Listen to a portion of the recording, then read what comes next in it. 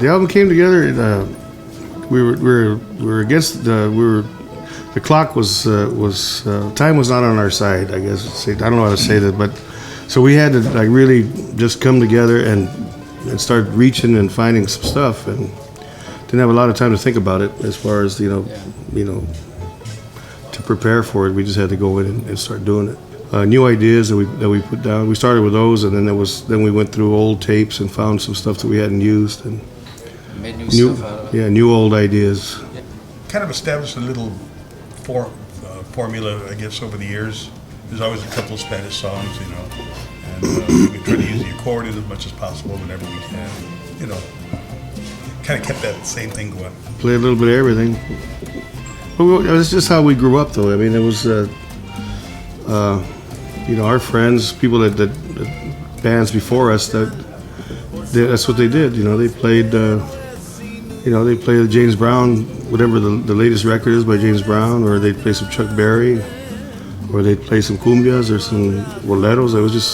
It just all came with the territory, and then we grew up in that style of playing, and so we just kept up with it. Yeah. About 4 months, actually. 4 months? Yeah, Time flies when you're having such a great time. We did 90% of it at a studio in Santa Ana, California. Yeah. Okay. And then a couple little things were done around the world. But I would say almost all of it in one place. Yeah, one tiny little studio about the size of this room here. Nothing fancy, nothing extravagant, not many creature comforts, just get there and work. It was good. It was 5 years since our last record, and then the record before that was probably at least 3 years. So a lot of time goes by, and like everything else, it just you change, you know. Not necessarily the way you play, or when where you play, everything changes, you know. You could ask the roofer, and things change, you know. So we just in this case after 5 years, and as we did before, we just reassemble all of the parts and find out what's going to fit and what's not. And it's kind of you're collecting snapshots through all that time, and then you sit down and then you make the photo album, put it all together. 42 years this November. Well, we were all friends in high school first, and I guess the idea was to learn a little bit about our culture through the music. And a few guys had the idea, and they invited each one of us to come and check it out, see what it was all about, and so on. And so we all kind of got together that way, and really liked what we were doing because it was fresh and new to us. Or we left all of our rock and roll instruments at home now, and we're just learning how to play acoustic instruments, Mexican traditional instruments, and that's how it basically began. It just seemed like an appropriate title. I think we always titled our records after one of the songs, and that one just kind of sounded like a title. I sent a couple texts to Steve when we were throwing around this idea about Gates of Gold, and I'll kind of take back what I said earlier, that it was just because it sounded good. And I mentioned to him on the text, he says, it kind of means a couple things to me. And it means like, we've been, a personal thing is that I kind of perceive everything as we've been doing this for a long time.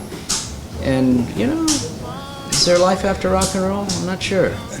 There's no retirement in this thing, so you're supposed to do it till you drop. But is there some kind of life after rock and roll? Maybe there's something beyond those gates that we don't know about.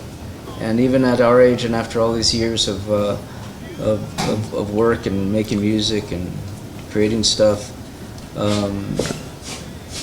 it's like we're going somewhere we're not sure about. And I think it's the same with all of us. Always, but in most of our records, there's always been a song about that sort of a thing, like going somewhere, trying to find like a promised land or a place of peace or something. I mean, like with Wake Up Dolores was like that. The Valley. This one I think is Matter of Time. We've been.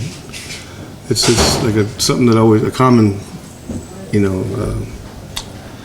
topic, I guess. It was something we think about a lot, obviously. There was a song, 25 years ago. It was a matter of time, but it was a different.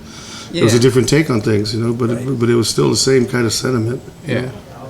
Some of the songs I had on my phone that I just videotape little snippets of ideas like over the years, like the last couple of years. And then so when it came time to write songs, I just went through all the videos on my phone, and there was about 3 of them that we ended up using, 3 or 4 of them. So that came in handy. But but at the same time, Louie and I don't sit down in the same room like we used to. That's just time is, we communicate otherwise. In different ways. Yeah, it's a second first impression. 'Cause I remember Gates of Gold. We were just listening to the track, and then I was in the hall, and I told you, hey, I got this idea. It just sounds like this to me. Yeah, and it was right. So, it was and I just ran it by. He says, go. So I just went with it. I like a CD player and a CD. I know what I'm listening to. I don't trust technology, I guess. It's 1987, wherever Dave is. Yeah, it's a better world. I think there's something that's consistent with all our records. That ties them all together. And we're always trying to, find new ways of doing things. Within the framework of the band. But I guess it all comes out sounding like Los Lobos. So somehow or another, like we say by Song of the Sun, it's more of a folk kind of approach, I guess. Yeah, that's an impression I got. We kind of. And the style of the writing of the lyrics too. Yeah. It's written kind of like a folk song. Yeah. Kind of almost like maybe a creation myth. With each verse being about like a certain element. And I thought about. We talked about that. We talked about it being something. There's no rhymes in it either. No rhymes. There's That's pretty cool. No rhymes in it. You get away with no rhymes. Yeah, no rhymes. There's going to be a book on Los Lobos called Dream in Blue, written by Chris Morris, who's an old friend of ours. He was with Billboard magazine back then. He was with the LA Weekly or whatever. So, he got approached by the University of Texas Press to do a musical survey. So this doesn't have all the dirt, a little bit of dirt in it, but it's not like some of those biographies.